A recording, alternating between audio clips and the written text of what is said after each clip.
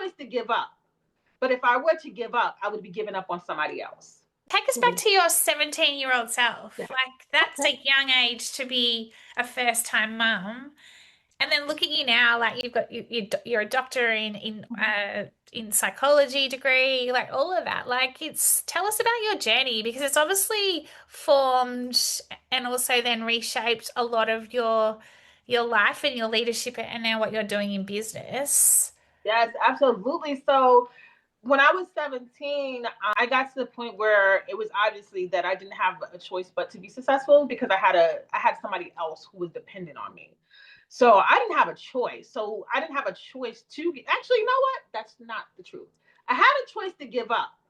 But if I were to give up, I would be giving up on somebody else. So in that aspect, I had my child who I would look at and I would like, oh no, I have to make sure that she thrives. I have to make sure she thrives. And then also, I've always been that person that's like, I'll show you. Like, I've always had that I'll show you thing in me. So I always been this I'll show you girl. And I've always been that fighter versus fire, right? And so, a lot of people were like, oh no, what is she going to do? She's had a child. Oh no, this is in, oh no, I'm getting a lot of like, your life is over. It's the end of the world. And I'm sitting there like, who do you think I am? Like, it was just, I just had that in me. Like, who do you think I am? So luckily, because I had that, it's called self-efficacy. But self-efficacy is your can-do, will-do attitude. Yeah. So I've always had a high level of self-efficacy.